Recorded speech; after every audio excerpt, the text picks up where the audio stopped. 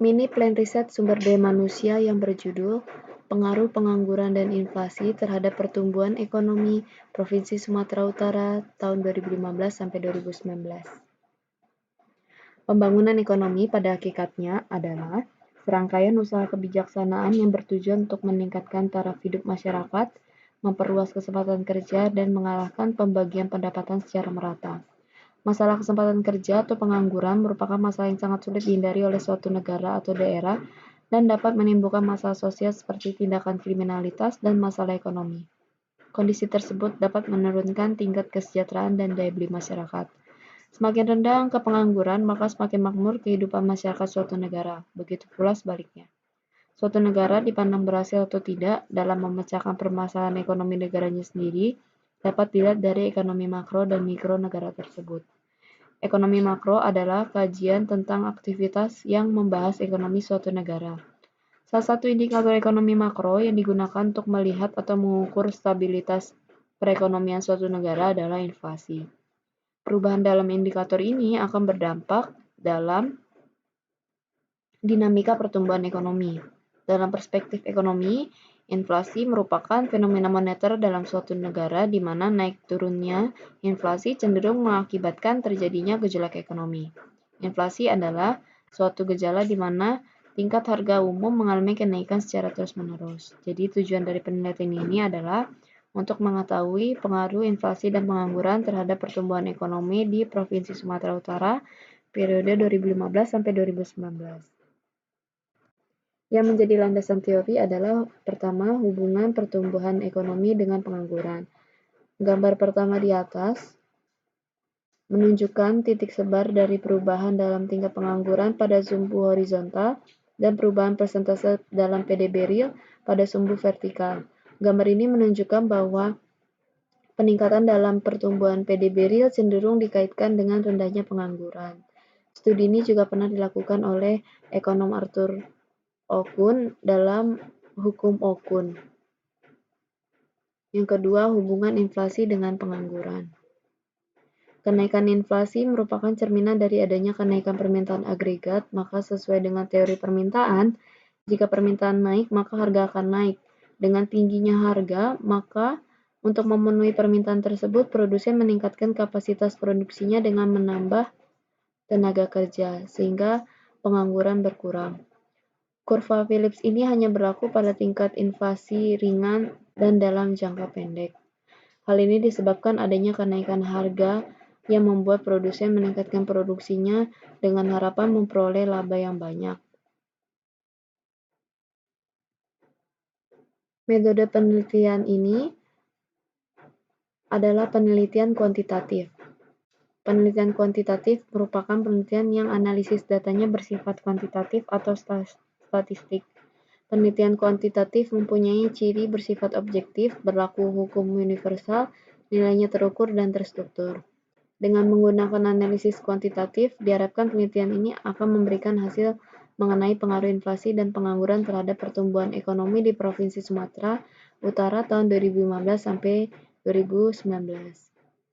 Analisis regresi linier berganda dalam penelitian digunakan untuk mengetahui pengaruh pengangguran X1 sebagai X1 dan inflasi sebagai X2 terhadap pertumbuhan ekonomi sebagai Y. Tabel pertama adalah inflasi Provinsi Sumatera Utara tahun 2015 sampai 2019. Tabel kedua adalah tabel pertumbuhan ekonomi Provinsi Sumatera Utara tahun 2015 sampai 2019 dan tabel ketiga adalah tingkat pengangguran terbuka Provinsi Sumatera Utara tahun 2015 sampai 2019. Yang menjadi variabel independen adalah inflasi dengan pengangguran, sedangkan variabel dependennya adalah pertumbuhan ekonomi.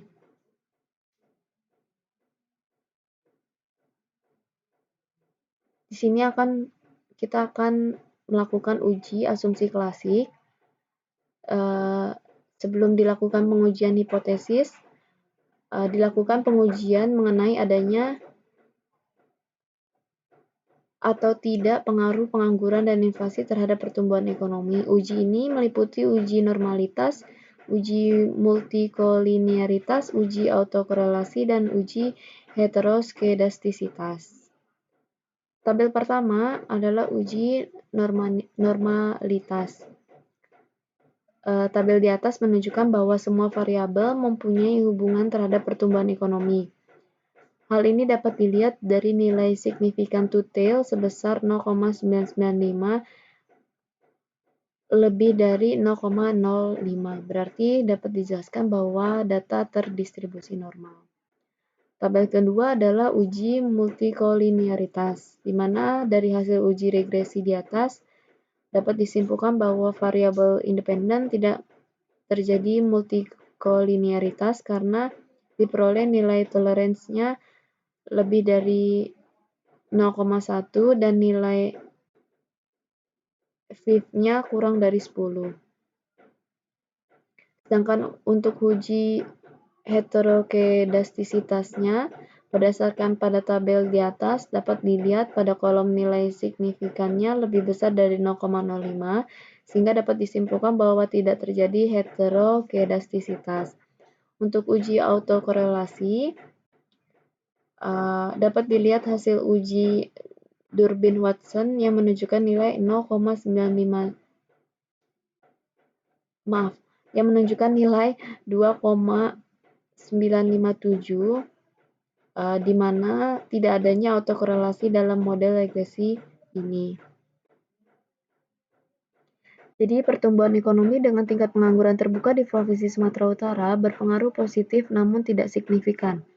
Berarti ketika pertumbuhan ekonomi naik, maka pengangguran juga akan naik. Hal ini dikarenakan orientasi pertumbuhan ekonomi Sumatera Utara lebih padat modal, di mana padat modal akan lebih banyak menggunakan teknologi mesin atau modal dalam melakukan produksi, maka tidak bisa menyerap tenaga kerja lebih banyak. Inflasi dengan tingkat pengangguran terbuka di Provinsi Sumatera Utara berpengaruh positif namun tidak signifikan.